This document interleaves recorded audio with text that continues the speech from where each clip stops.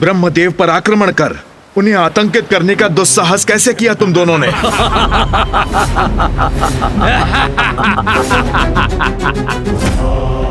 ओह, स्वयं तुम ही हो नारायण। तुम आ ही गए हमारे समक्ष। उचित किया। हमारा आदेश तो तुमसे युद्ध करना ही था। सर्वथा उचित है ये। उस वृद्ध देवता से तो हम बाद में निपट लेंगे। सर्वप्रथम तुम्हें ही नष्ट करते हैं। तुम्हें ही नष्ट करते हैं। ही नष्ट करते हैं।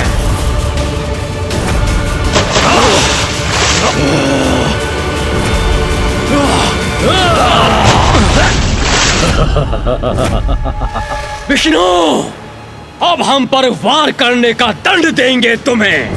अब तुम नहीं, मात्र तुम्हारे अवशेष शेष रहेंगे।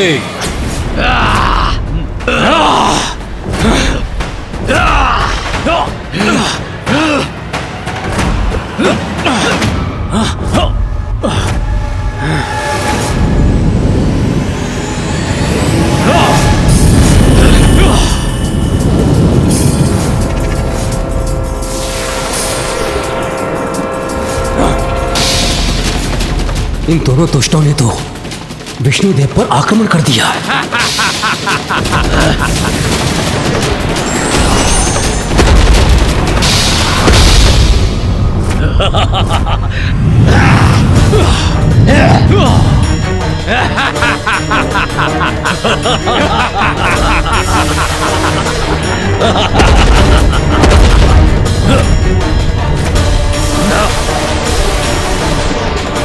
भ्राता कैटब, विष्णु ने तो हमारी ऊर्जा हम पर ही लौटा दी। हाँ भ्राता मधु, हट जाओ अपने मार्ग से, अपनी रक्षा करो।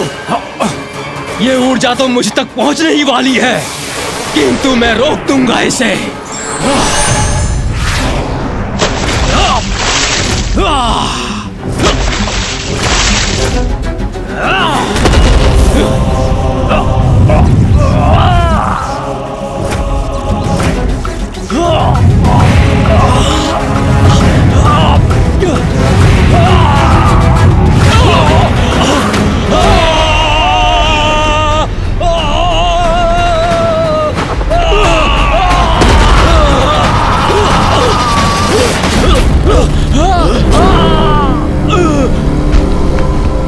जो उचित था वही हुआ।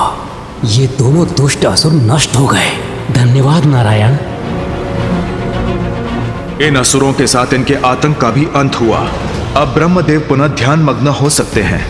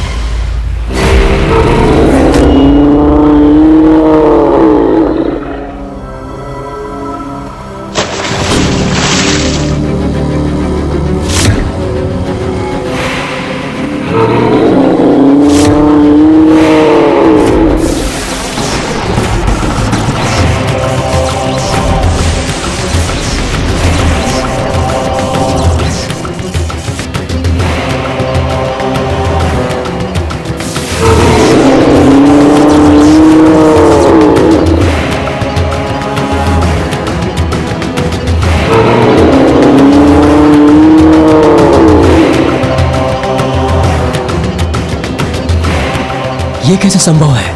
इन दोनों का तो वध कर दिया था नारायण ने। पुनर्जीवित हो गए ये, तो मैं पुनः इन्हें नष्ट करूंगा।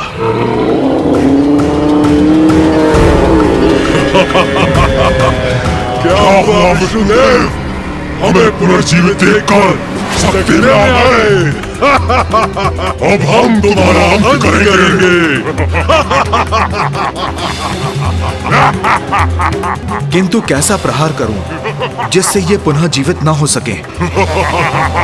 करो गुरु, हमारे अंत के उपाय का विचार अवश्य करो।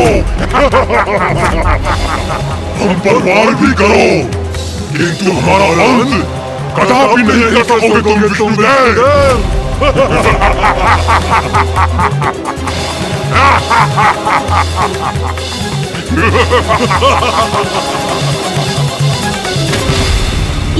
ये कैसे हुआ माँ? मामा जी के द्वारा मधु और कैटअप के वध करने पर भी वो पुनर्जीवित कैसे हो गए? गणेश जी ने पुनः मां काली से प्रश्न कर दिया, कहीं वो पुनः गणेश जी से क्रोधित हो गई तो?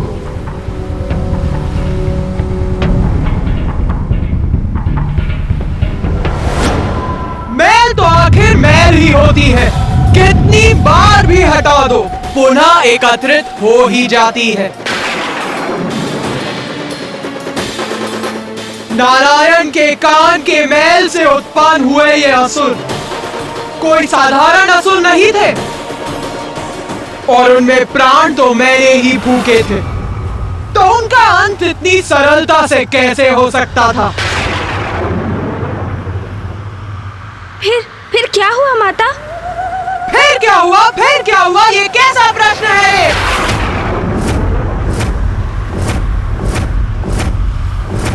फिर वही हुआ जिसके लिए मैंने उन्हें उत्पन्न किया था, जिसके लिए मैंने उन्हें प्राण दिए थे। युद्ध, भयंकर युद्ध।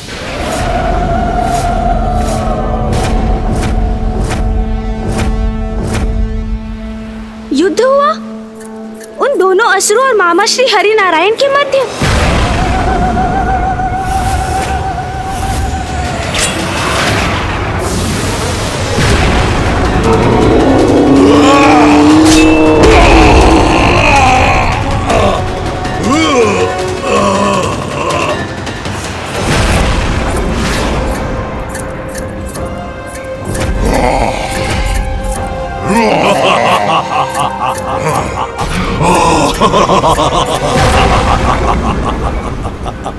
हे नारायण, देखो इधर, हम तो पुनः युद्ध करने आ गए।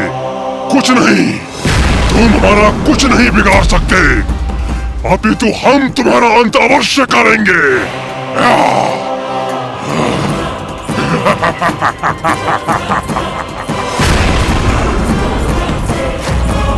इन दोनों विकराल असुरों से नारायण कैसे पार पाएंगे? अग्नि प्रहार।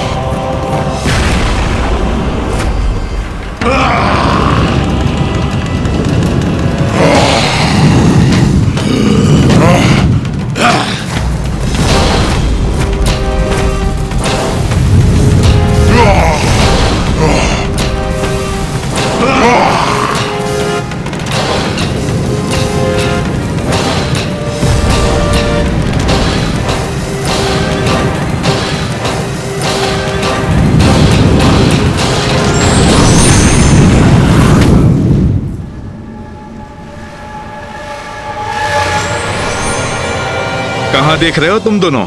मैं वहां नहीं, मैं यहां हूं।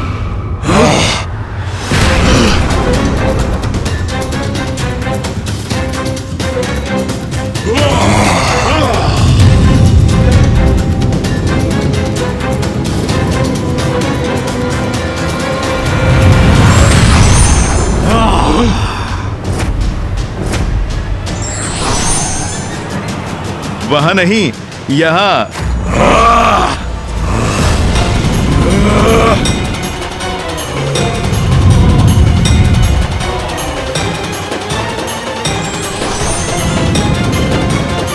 तुम तो मुझे ढूंढ नहीं पाए, किंतु मेरे शस्त्र तुम्हें अब और समय नहीं देंगे। अब मैं अपने पाश से तुम दोनों का अंत करूंगा।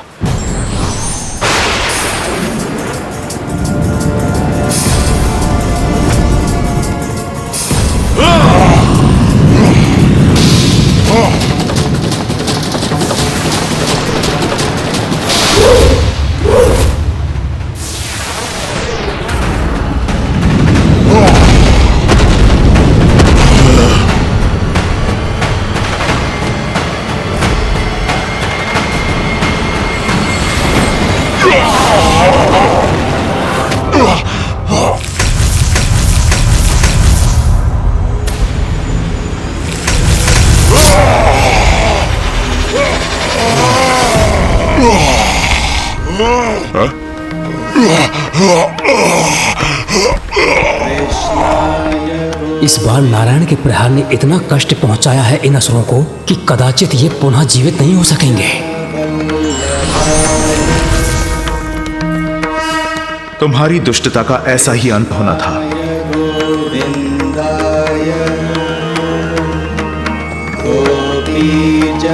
कदाचित इस बार सागर की गहराई में विलीन हो गए हैं ये दोनों।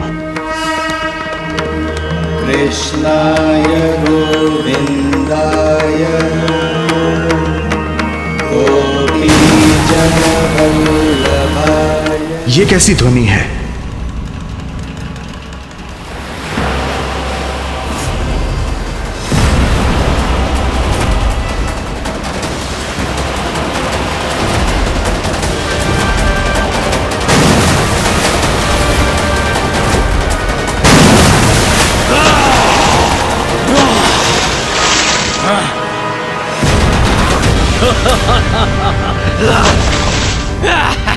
कहाँ जा रहे हो विष्णु?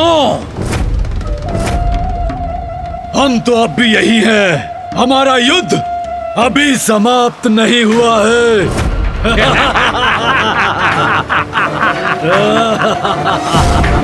ये दोनों पुनः जीवित कैसे हो रहे हैं? क्या सोचा था तुमने? अंत हो गया हमारा। तुम हमें नष्ट नहीं कर सकोगे। किंतु अब हम करेंगे तुम्हारा अंत।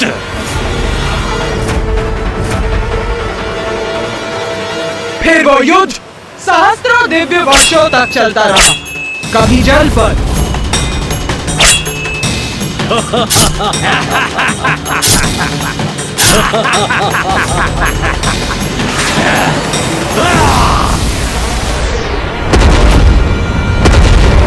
विष्णुदेव, लो अब संभालो हमारा प्रहार।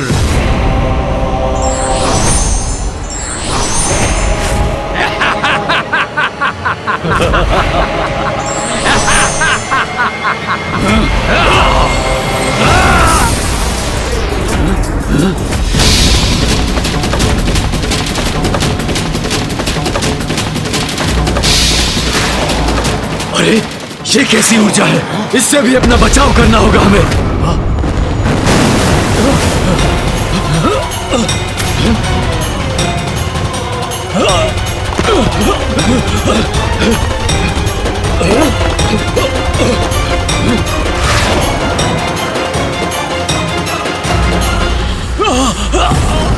भ्राता कैटब, ये तो विचित्र कौतुक रचा है विष्णु ने। हाँ भ्राता मधु, जल को हिम में परिवर्तित कर दिया। इसका क्या कारण है? कारण अभी ज्ञात करना होगा। विष्णु से ही पूछ लेते हैं। ये क्या किया तुमने विष्णुदेव? जल को ही हिम बना दिया। हिम से वध करोगे हमारा? हिम से जड़ कर दूंगा तुम दोनों को। हिम से जड़ कर देगा हमें भ्राता कैटब? हाँ भ्राता मधु, ये तो छल है इसका। इससे हमें अपनी रक्षा करनी ही होगी। अब ये क्या करने वाला है?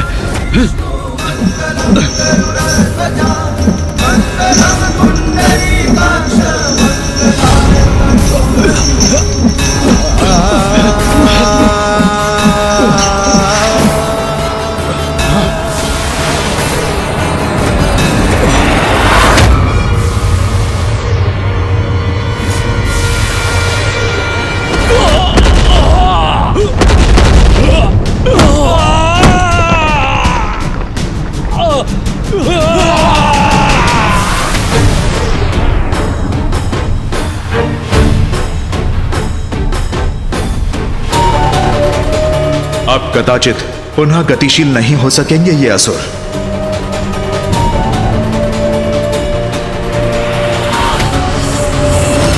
अंततः इन असुरों का अंत हो ही गया। और फिर कभी वो युद्ध स्थल पर पहुंच गया, जल के नीचे। किंतु युद्ध निरंतर चलता ही रहा।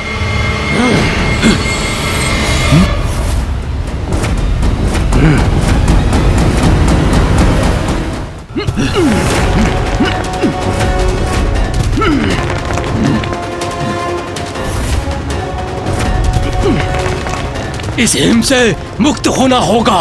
हाँ भ्राता मधु, फिर उस विष्णु के प्राण मुक्त करेंगे हम। अभी भी जीवन शेष है इनमें। इन दोनों के अंत का क्या उपाय है?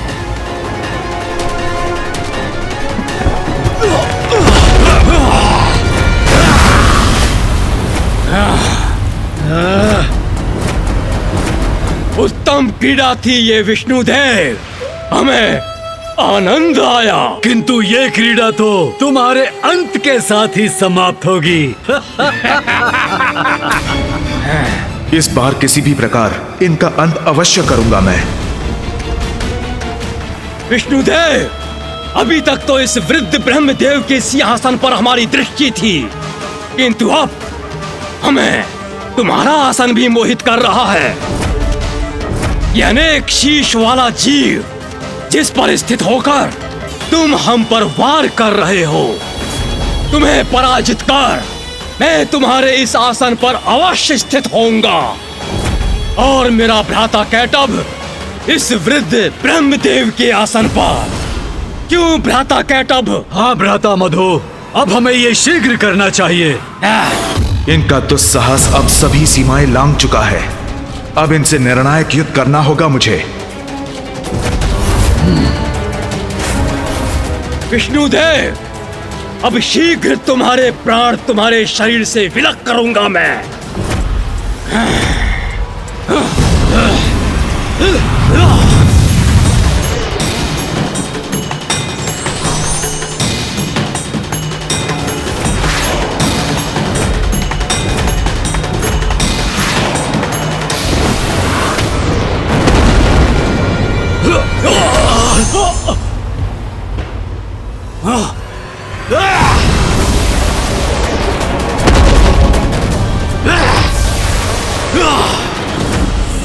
विष्णु के आसन, अपने शीश झुकाओ हमारे समक्ष।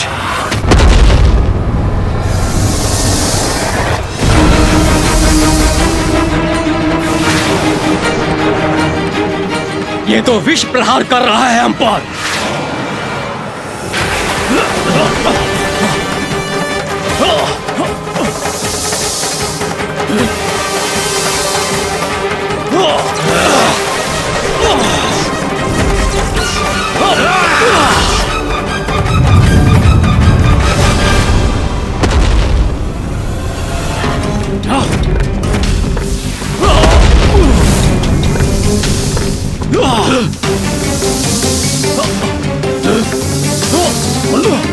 इतने प्रचंड प्रहारों के पश्चात भी ये दोनों जीवित कैसे हैं?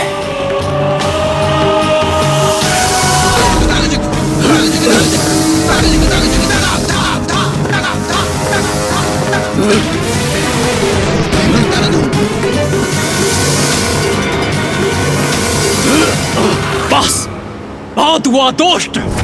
अब तुम्हारे प्रहारों का भी अंत करना ही होगा।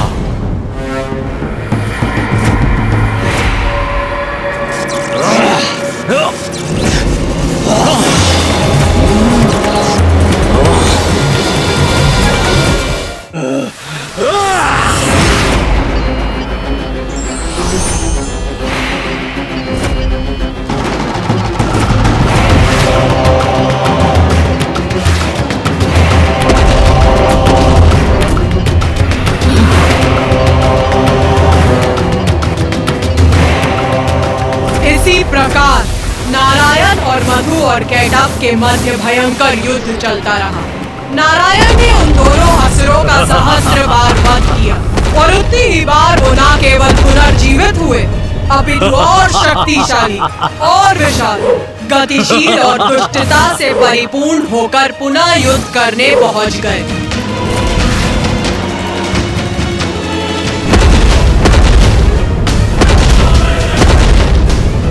ये कैसे असुर हैं जिनका वध नारायण भी नहीं कर पा रहे हैं?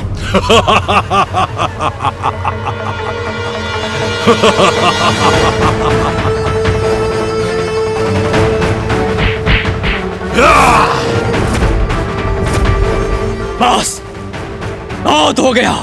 माता का आदेश था कि तुमसे युद्ध करना है। हो गया युद्ध, अब सर्वनाश होगा तुम्हारा। माता का आदेश था, नारायण से युद्ध करना था इन्हें।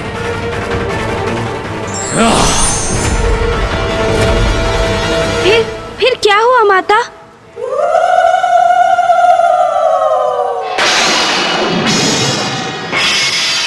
वही हुआ जो श्री महाकाली की इच्छा थी, जो मेरी इच्छा थी। क्या इच्छा थी माँ आपकी? तमसो माँ ज्योतिर्गमय, अंधेरे पर प्रकाश की विजय अवश्य होती है, किंतु प्रयास करते रहने और उचित समय आने पर न पूर्व न उसके पश्चात इसका प्रभाव हमेशा सृष्टि पर पड़ता है, जिसका परिणाम हमेशा सकारात्मक होता है। फिर क्या हुआ माता? वही हुआ जो श्री महाकाली की इच्छा थी, जो मेरी इच्छा थी।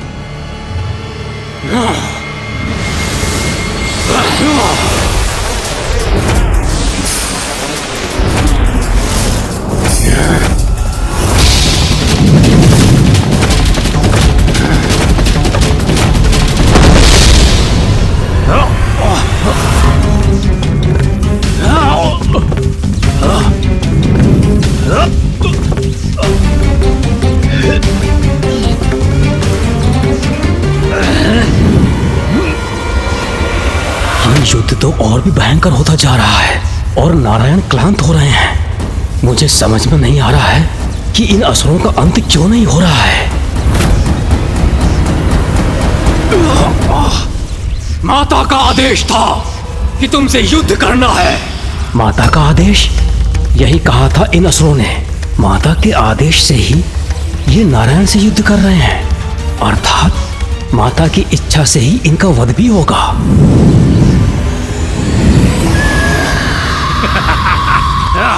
उसी एक पल में अचानक से ब्रह्मदेव के ज्ञान चक्षु खुल गए और वो समझ गए कि जो भी हो रहा है मेरी ही इच्छा से हो रहा है। इस घटनाक्रम के स्रोत में मैं ही हूँ।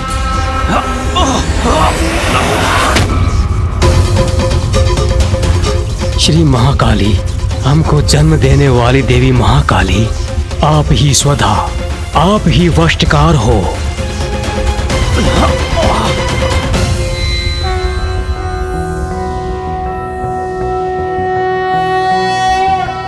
त्वं स्वाहा त्वं स्वधा त्वं हि वषट्कारः स्वरात्मिका सुधा त्वं क्षरे नित्ये त्रिधा मात्रात्मिका स्थिता अर्धमात्रा स्थिता नित्यायानुच्चार्या विशेषतः त्वमेव संध्या सावित्री त्वं देवी जननी परा त्वयैतद्धार्यते विश्वं त्वयैतत्सृज्यते जगत् त्वयैतत्पाल्यते देवी त्वमत्स्यन्ते च सर्वदा विसृष्टो सृष्टिरूपा त्वं स्थितिरूपा च पालने तथा संहतिरूपान्ते जगतोऽस्य जगन्मये महाविद्या महामाया महामेधा महास्मृतिः महामोहा च भवति महादेवी महासुरी प्रकृतिस्त्वं च सर्वस्य गुणत्रयविभाविनी कालरात्रिर्महारात्रिर्मोहरात्रिश्च दारुणा त्वं श्रीस्त्वमीश्वरी त्वं ह्रीस्त्वं बुद्धिर्बोधलक्षणा लज्जा पुष्टिस्ततुष्टिस्त्वं शान्तिक्षान्तिरेव च खड्गिनी शूलिनी घोरा गदिनी चक्रिणी तथा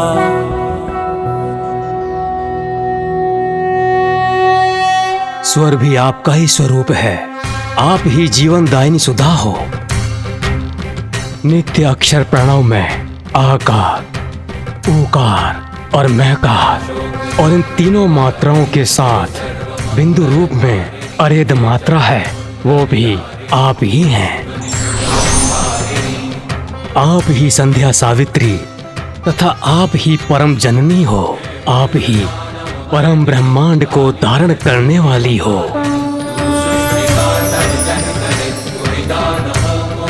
और आपसे ही इस जगत की सृष्टि होती है। आपसे ही इसका पालन होता है और कल्प के अंत में आप ही सबको ग्रास बनाकर प्रलय लाती हैं। जगत की उत्पत्ति के समय आप सृष्टि रूपा हो, पालन के समय आप स्थिति रूपा हो और प्रलय के समय संहार रूपा भी आप ही हो।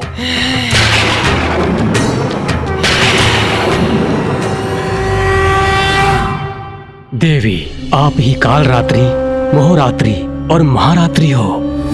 आप ही श्री ईश्वरी ह्रीं और बोध रूपा बुद्धि हो। लज्जा, पुष्टि, तुष्टि, क्षमा और शांति आप ही हो।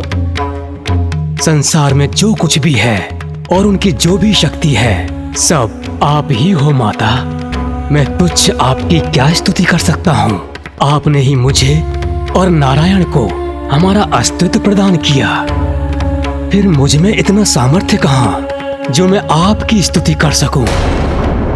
हे देवी, आप तो अपने उदार प्रभावों से ही प्रशंसित हो। रक्षा करो माता, रक्षा करो माता। माता रक्षा करो इन दोनों असुरों मधु और कैटभ, जिनका जन्म आपकी ही शक्ति से हुआ है। इन्हें मोह में डालकर नारायण के द्वारा इनके वध का उपाय करो माता। रक्षा करो माता, रक्षा करो माता। ब्रह्मदेव, मैं तुम्हारी स्तुति से प्रसन्न हुई।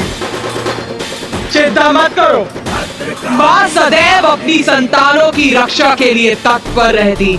मैं ही महामाया हूँ और अपने महामाया स्वरूप में मैंने जो आरंभ किया था, मैं ही उसे संपन्न करूंगी। तुम हमें नहीं रोक सकते विष्णुदेव। हम विजयी होकर रहेंगे। पुत्र मधु, पुत्र कैटभ। माता,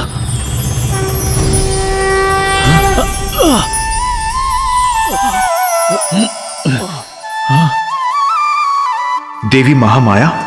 देवी महामाया ही इन असुरों का कोई उपाय करेंगी। देवी महामाया क्या इन असुरों को रोक सकेंगी? देवी महामाया की माया से अवश्य भ्रमित होंगे ये दोनों।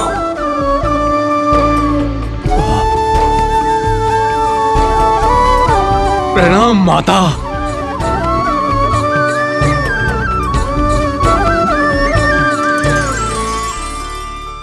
माता, आपकी आज्ञा का पालन कर रहे हैं हम। विष्णु देव से युद्ध कर रहे हैं और विजय की ओर अग्रसर हैं।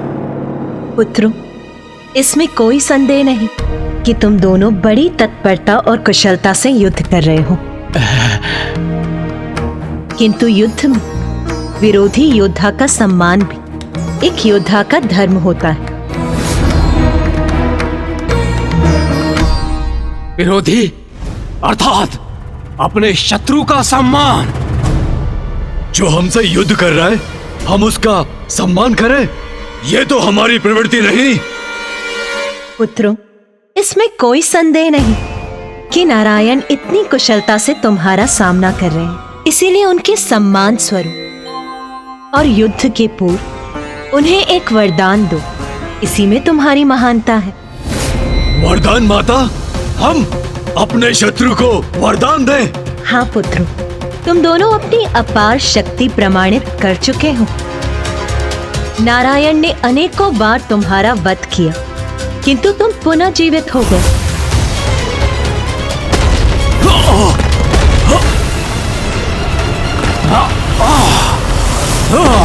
इसलिए उन्हें वरदान देने से तुम्हारी शक्ति क्षीण नहीं पड़ेगी, किंतु तुम ये सिद्ध करोगे कि शक्तिशाली होने के साथ साथ तुम कितने उदार भी हो, और उदारता तो महानता का ही लक्षण है। जैसी आपकी आज्ञा माता।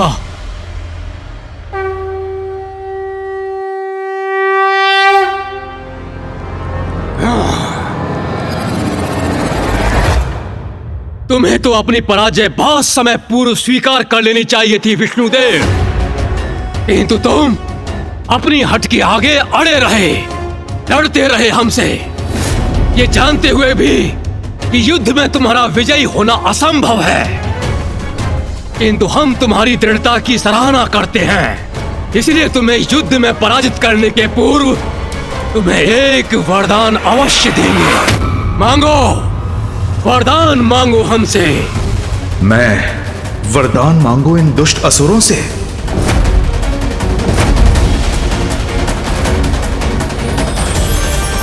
मैं समझ गया, ये आपकी ही लीला है देवी। वही होगा जो आपकी इच्छा है।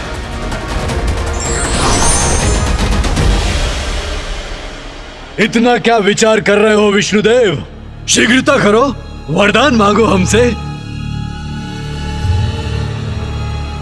ठीक है, यदि तुम मुझे वरदान देना ही चाहते हो तो मुझे वरदान दो कि तुम दोनों का अंत मेरे ही हाथों हो।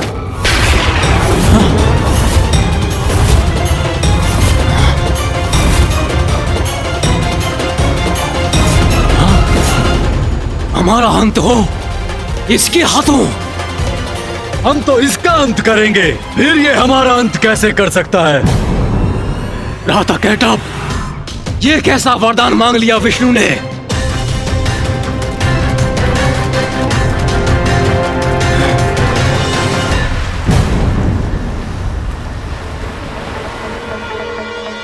चतुर विष्णु, तुम सोच रहे होगे कि चतुराई से तुमने हमारी मृत्यु का उपाय ढूंढ लिया, किंतु ये केवल मात्र तुम्हारा एक भ्रम है।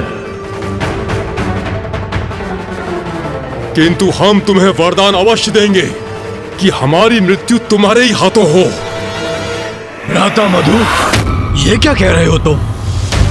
ये क्या वरदान दे रहे हो तुम? बुद्धि भ्रष्ट तो नहीं हो गई तुम्हारी? हमारे अंत का वरदान मांग रहा है ये। शांत रहो भ्राता कैटअप, इसके बल को पराजित किया था हमने, इसके छल को भी पराजित करेंगे। वरदान अवश्य देंगे इसे, किंतु उसका कोई लाभ नहीं होगा। विष्णुदेव, वचन दिया है तुम्हें, इसीलिए वरदान भी अवश्य देना ही होगा, किंतु एक अवस्था में ही ऐसा हो सकेगा।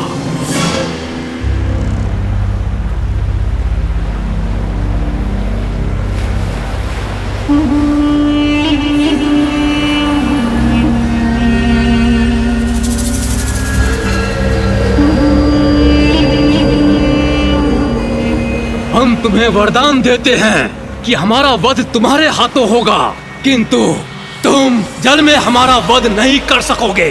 जल में हमारा वध नहीं कर सकोगे। जल में हमारा वध नहीं कर सकोगे।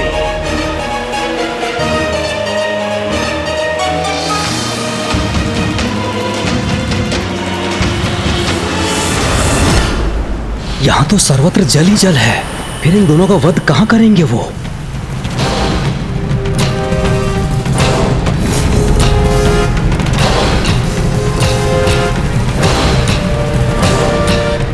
बताओ, स्वीकार है हमारी चुनौती या फिर भयभीत हो गए?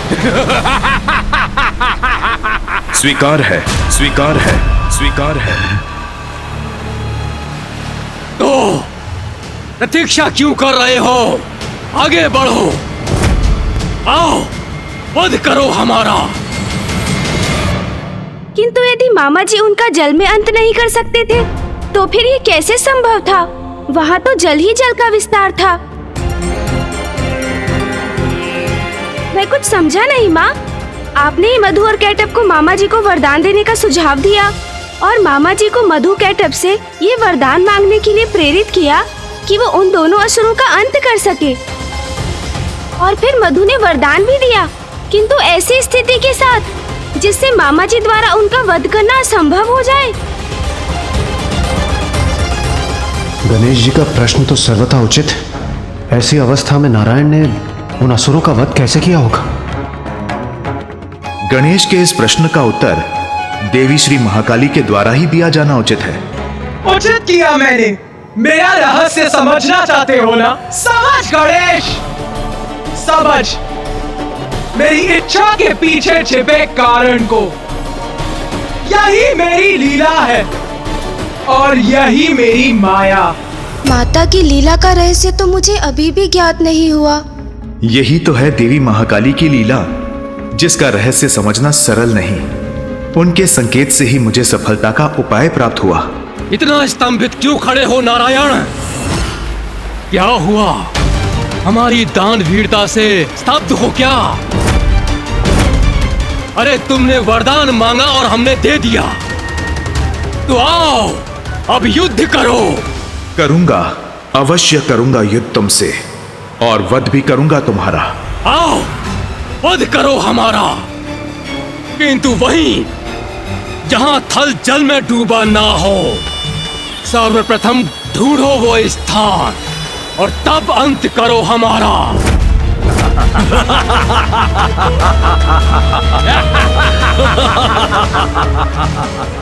अवश्य अवश्य अवश्य, तुम्हारी ये मनोकामना मैं अवश्य पूर्ण करूंगा।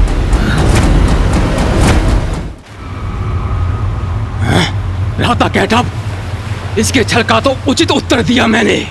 फिर क्या कारण है विष्णुदेव के इस विश्वास का कि वो अब भी हमारा वध करने में सक्षम है? ये तो मैं भी नहीं समझ पा रहा हूँ भ्राता।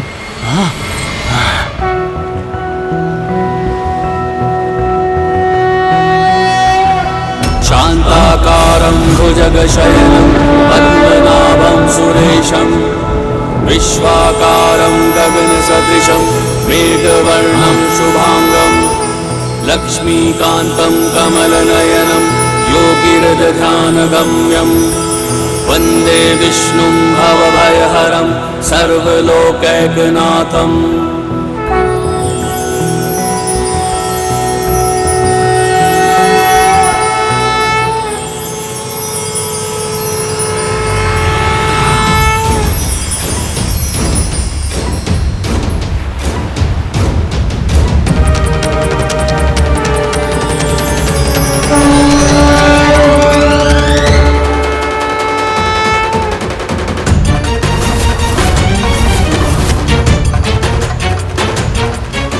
आपके विराट रूप के दर्शन पाकर मैं धन्य हुआ श्री महाविष्णु। ये क्या हो रहा है? विष्णु ने अपना आकार इतना विशाल कैसे कर लिया? भ्राता मधु, वो तो मुझे भी ज्ञात नहीं, किंतु उचित प्रकार से मैं विष्णु को देख भी नहीं पा रहा हूँ।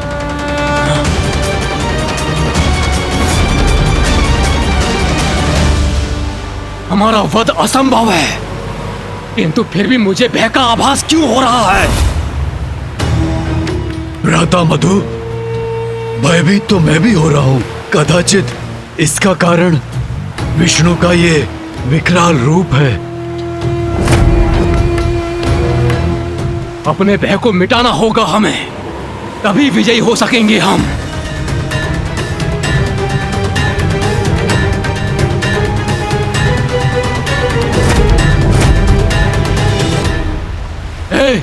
हे विष्णु, ये क्या कर रहे हो तुम?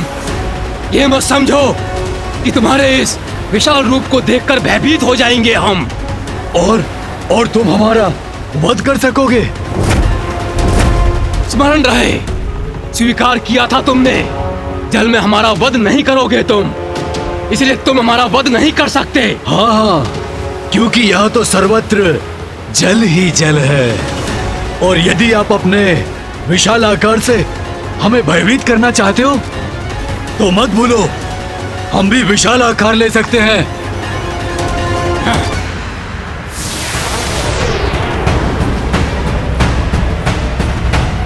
ये देखो। तुम जितना अपना आकार विराट करोगे, तुम्हारा वध करने में मुझे उतनी ही सुविधा होगी। किंतु हाँ, अपना दिया हुआ वचन भंग नहीं करूंगा। तुम्हारा वध करूंगा, किंतु जल में नहीं।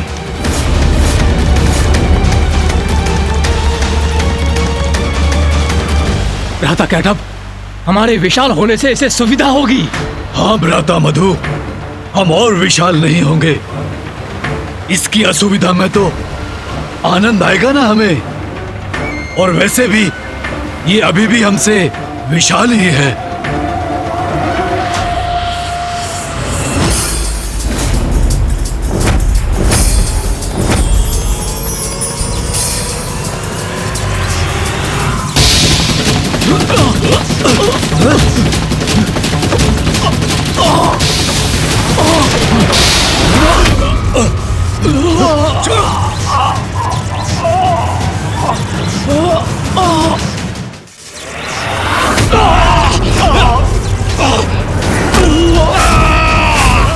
तुमने अपनी ओर क्यों खींच लिया हमें? दूर से युद्ध करो हमसे।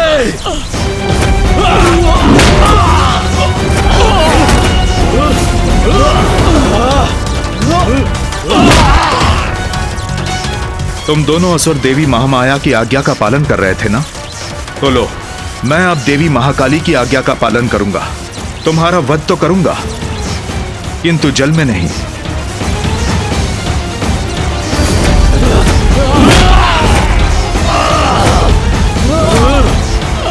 अरे ये क्या कर रहे हो?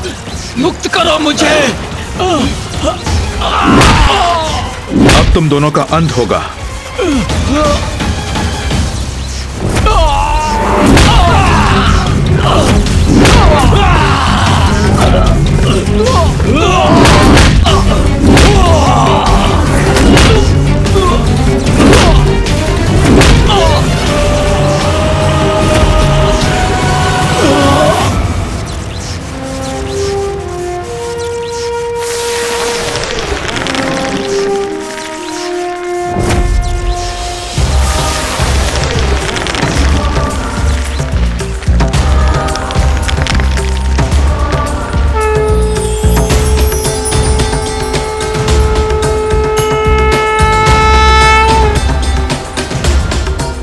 इन असुरों के साथ इनके आतंक का अंत करने के लिए आपको कोटि कोटि धन्यवाद नारायण।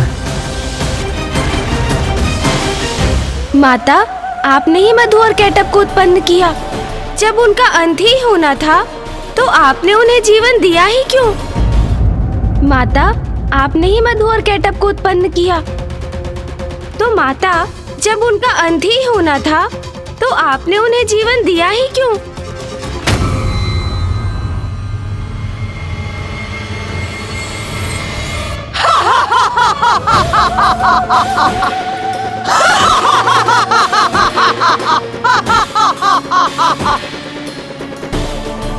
माता श्री महाकाली का यह अट्टहास तो भयभीत करने वाला है। तेरे इस प्रश्न का तो एक ही उत्तर है रे। मैं जो भी करती हूँ उसका एक बड़ा कारण होता है। मधु और कैटअप का अंत इसीलिए होना था क्योंकि उनके अंत से एक नवीन आरंभ होना था। नवीन आरंभ? कैसा नवीन आरंभ?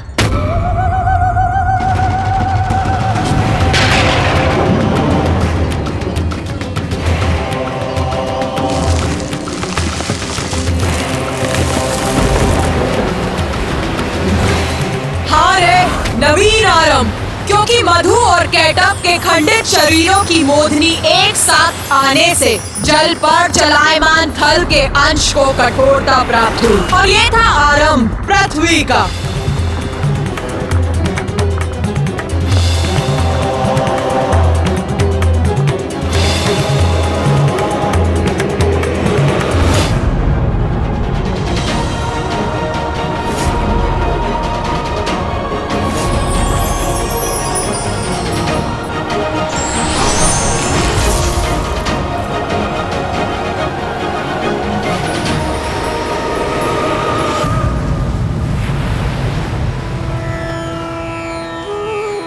प्रणाम। आपका कोटि कोटि धन्यवाद नारायण। आपके ही कारण मधु और कैटअप के शरीर के मेदिनी से मेरी सतह कठोर हुई है। अब इस पे सृष्टि संभव हो सकेगी। देवी पृथ्वी, धन्यवाद मेरा नहीं, देवी महाकाली का कीजिए, जिनकी लीला से मधु और कैटअप उत्पन्न हुए और मैंने उनका अंत किया। मैं तो मात्र उनकी लीला में सहायक था। सृष्टि का पुनः निर्माण उन्हीं की लीला का परिणाम है।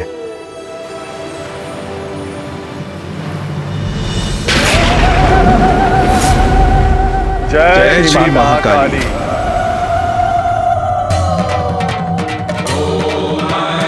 हम कृतार्थ हुए माता, आपकी अद्भुत लीला की और आपकी लीला के परिणाम स्वरूप सृष्टि के पुनर्निर्माण की कथा सुनकर। हाँ माँ, हम धन्य हुए। आपकी लीला की कथा सुनने का अवसर जो प्राप्त हुआ हमें, और उससे भी बड़ा सौभाग्य तो ये था कि ये कथा हमें साक्षात आपके श्रीमुख से सुनने का अवसर प्राप्त हुआ। अपनी ही लीला की कथा सुनाकर आपने हमें कृतार्थ कर दिया माता। किंतु हमें यह भी बताइए माता कि आपके देवी श्री महाकाली रूप की कृपा से हम भक्तों को कैसा सुफल प्राप्त होता है? मैं जब श्री महाकाली रूप में अवतरित होती हूँ तो उस समय महादेव महाकाल रूप में मेरे साथ होते हैं।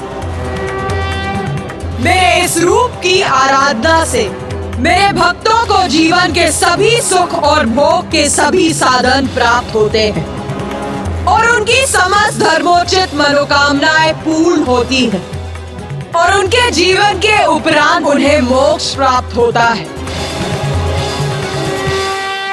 माँ प्रणाम, माँ श्री महाकाली। मशान कालिका काली, भद्रकाली कपालिनी, गुह्यकाली महाकाली, गुरुकुल्ला विरोधिनी, कालिका कालरात्रिश्च, महाकाली नितंबिनी, कालभैरवभार्या च, कुलवर्तम प्रकाशिनी, कामदा कामिनी कन्या, कमनीय स्वरूपिणी, कस्तूरी रस लिप्तांगी, कुंदरेश्वरगामिनी, ककार वर्ण सर्वांगी, कामिनी कामसुंदरी, कामार्ता कामरूपा च, कामधेनु कलावती, कांता कामस्वरूपा च, कामाया कुलकामिनी, कुलीना कुलवर्त्यंबा, दुर्गा दुर्गतिनाशिनी। मेरी प्रथम महाविद्या काली के रूप की कथा अनंत है, इसीलिए अब मैं उसे विराम देती हूँ और अपनी द्वितीय महाविद्या के विषय में बताती हूँ। द्वितीय महाविद्या माता? गणेश, अपने प्रश्नों पर थोड़ा नियंत्रण रखो। कदाचित माता क्रोधित हो रही हैं।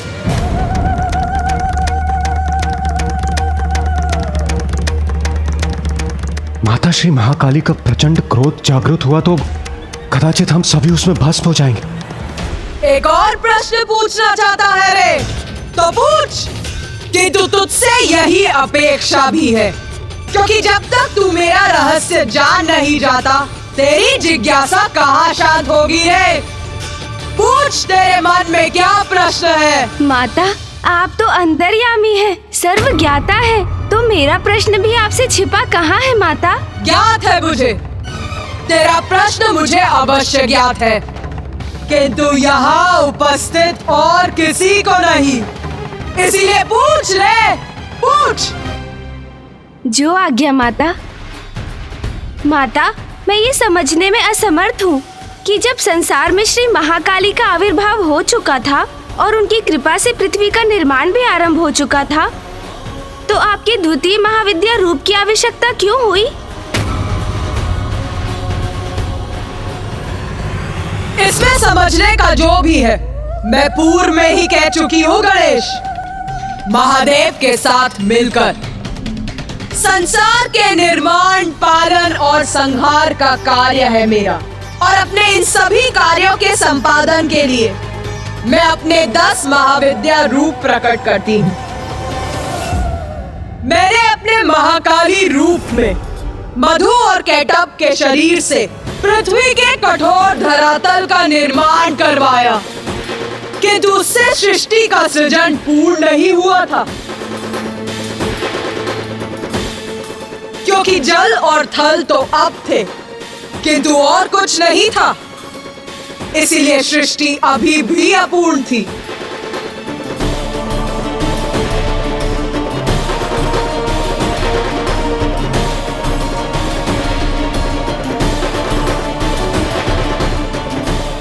जल और थल के बाद प्राण ऊर्जा प्रदान करने के लिए सूर्य की आवश्यकता थी,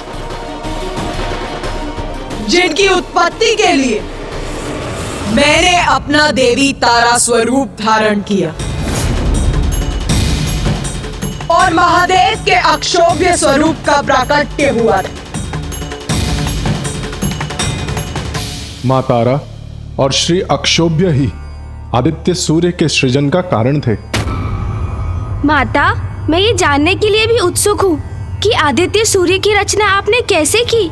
तो सुन, ध्यान से सुन।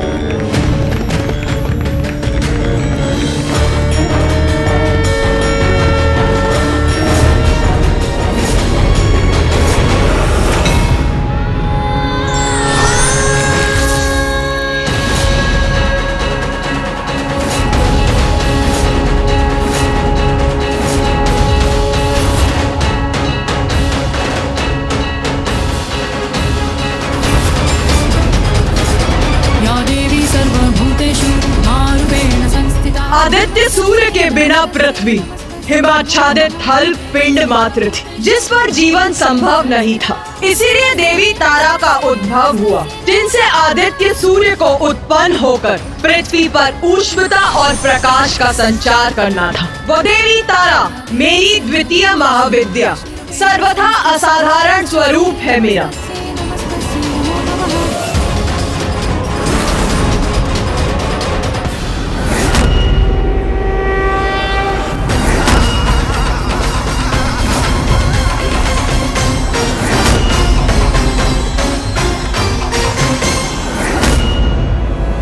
क्योंकि देवी तारा ही मेरा वो महाविद्या स्वरूप है जिनमें ऊर्जा, ऊष्मता, प्रकाश उत्पन्न करने का सामर्थ्य है। और जब उस ऊर्जा का संयोग प्रभु अक्षोभ्य की ऊर्जा से हुआ, तो वो संयुक्त ऊर्जा आदित्य सूर्य के अस्तित्व का आधार बनी।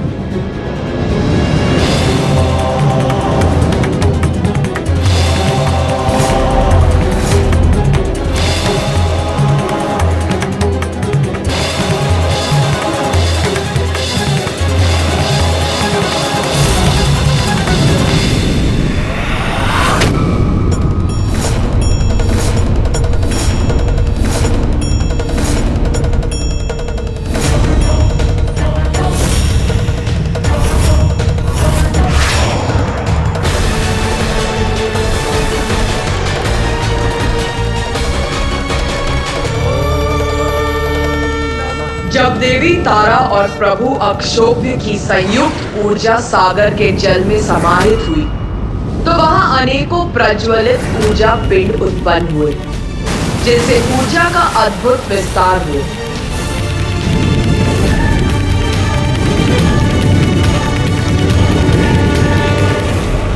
फिर देवी तारा ने अपनी श्वास वायु से एक प्रचंड वायु प्रवाह उत्पन्न किया, जिसके टकराव से और ऊर्जा पिंडों की संख्या में और वृद्धि के साथ उनका जुड़ाव आरंभ हुआ।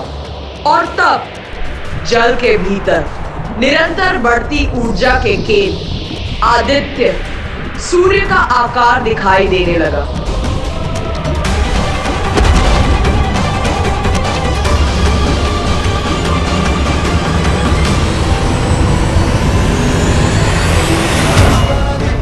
और फिर प्रभु अक्षोभ्य और देवी तारा की ऊर्जा से आदित्य सूर्य प्रस्तुत हुए।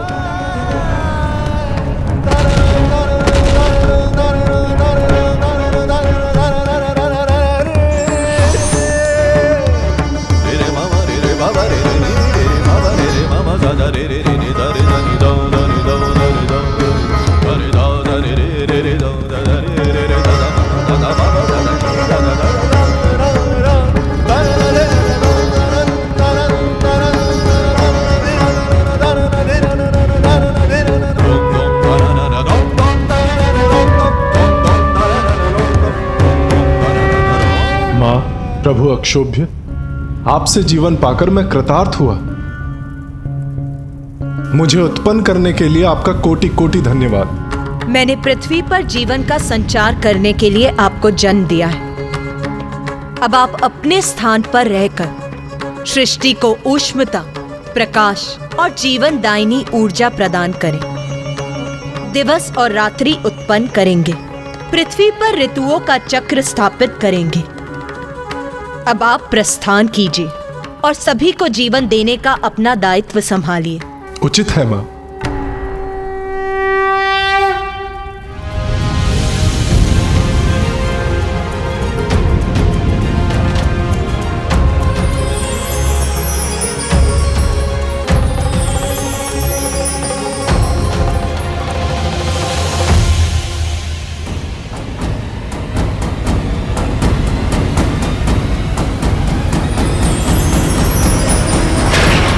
माँ, सूर्य देव से ही संसार में प्राण शक्ति उत्पन्न हुई, जिससे प्राणियों का जीवन आरंभ हुआ, और ये सभी आपकी ही लीला से संभव हो सका है माँ।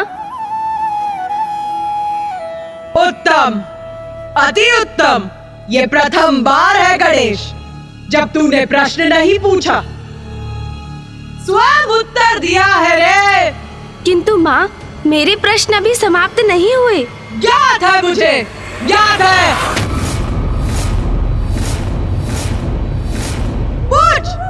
पूछ रे। माता, हमें बताइए ना, आपकी द्वितीय महाविद्या स्वरूपनी देवी श्री तारा के नाम का क्या अर्थ है? क्या रहस्य है इसके पीछे माँ? तारा अर्थात जगत को तारने वाली।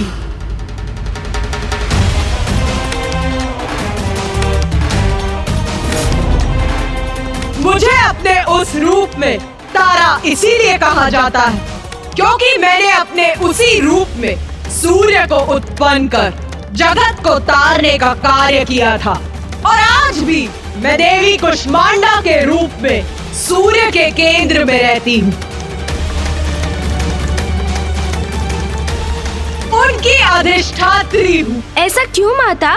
आदित्य सूर्य को उत्पन्न करने और उन्हें उनका दायित्व समझाने के बाद आपको उनके केंद्र में स्थित रहने की क्या आवश्यकता है? आदित्य सूर्य को उत्पन्न करने और उन्हें उनका दायित्व समझाने के बाद आपको उनके केंद्र में स्थित रहने की क्या आवश्यकता है? क्योंकि सूर्य की शक्ति का स्रोत मैं ही हूँ रे। मेरे बिना उनकी ऊर्जा, उनका प्रकाश मंद पड़, शांत पड़ जाता है। सूर्य सृष्टि को जीवन प्रदान करते हैं, किंतु उसका कारण भी मैं ही हूँ रे।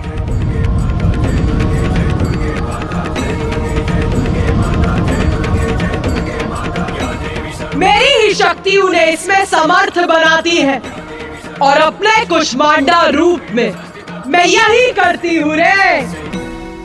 माता, आपने हमें अपने इस नाम का अर्थ तो बता दिया, किंतु अब ये भी बताइए कि मैं जानती हूँ तू क्या पूछना चाहता है रे। यही ना कि महादेव को अक्षोभ्य क्यों कहा जाता है? हाँ माँ।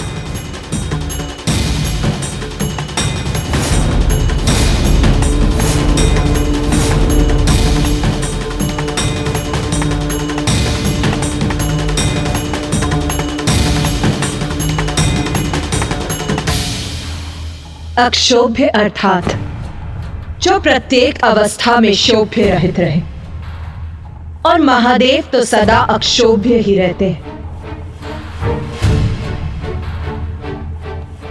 हलाहल विष का पान करने के बाद भी व्यथित नहीं हुए वो, सदा शांत रहते हैं वो। और ऐसा इसीलिए संभव हुआ क्योंकि कष्टों को तारने वाली देवी तारा के रूप में मैं उनके साथ रहती हूँ। मैं समझ गया माँ, आप जिनके निकट रहती हैं, उनको कोई क्षोभ नहीं होता, वो सदा अक्षोभ्य रहते हैं।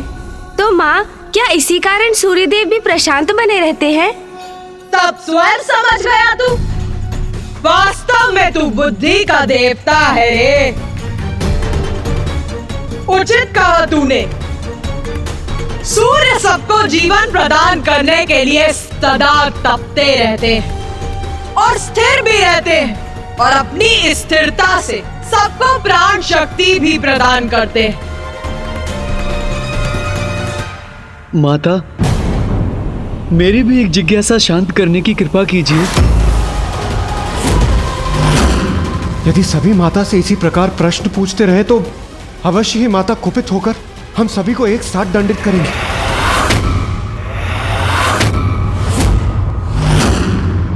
पूछ, तू भी पूछ, क्या है तेरी जिज्ञासा रे? माता, देवी तारा के रूप में आपकी पूजा से हम भक्तों को कौन से सुफल प्राप्त होते हैं, और माँ तारा के रूप में हमें दर्शन भी प्रदान करें। माँ मातर्तिल सरस्वती प्रणमतां सौभाग्य संपत्प्रदे प्रत्यालीड पदस्थिते सवयदि स्मेराननां वारुदे फुल्लेन्दीवरलोचने त्रिनयने कर्त्रो कपालोत्पले खड्गञ्चाददति त्वमेव शरणम्। मेरी पूजा करने वाले भक्तों के शत्रुओं का नाश होता है, उन्हें अद्भुत वाक शक्ति का वरदान प्राप्त होता है, और मेरे इस रूप के भक्तों को भी देवी काली के भक्तों के समान भौतिक सुख भोग के साथ साथ मोक्ष की भी प्राप्ति होती है। माता, ये तो मेरा सौभाग्य है कि आपने अपनी कथा सुनाकर और अपने भव्य और दिव्य दर्शन देकर मुझे कृतार्थ कर दिया। माता, मातर्तिल सरस्वती प्रणमतां सौभाग्य संपत्प्रदे प्रत्यालीड पदस्थिते सवयदि स्मेराननां वारुदे फुल्लेन्दीवरलोचने त्रिनयने कर्त्रो कपालोत्पले खड्गञ्चाददति त्वमेव शरणं त्वामीश्वरीमाश्रये। तारा च तारिणी देवी नागमुंड विभूषिता ललजिह्वा नीलवर्गा ब्रह्मरूपधरा तथा नागांचितकटी देवी नीलांबरधराधरा नाम नामाष्टकमिदं स्तोत्रं य पठति शृणुयादपि तस्य सर्वार्थ सिद्धि स्यात्। सत्यं सत्यं महेश्वरी।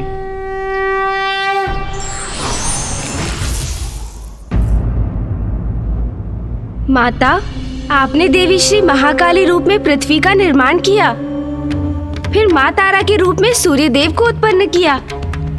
जब पृथ्वी और जीवन के स्रोत सूर्य दोनों की रचना हो चुकी थी, तो आपकी तृतीय महाविद्या की क्या आवश्यकता थी?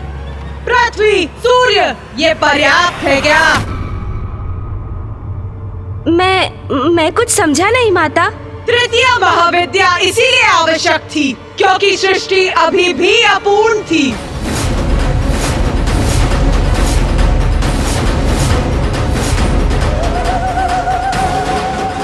माँ की तो प्रत्येक महाविद्या बहुत ही अद्भुत है। तृतीय महाविद्या में माँ ने कौन सा नया रूप लिया और सृष्टि को क्या प्रदान किया? विघ्नहर्ता श्री गणेश के अद्भुत शक्तियों से भरे वीडियोस देखने के लिए चैनल को सब्सक्राइब करना न भूलें और साथ ही बेल आइकॉन भी दबाएं।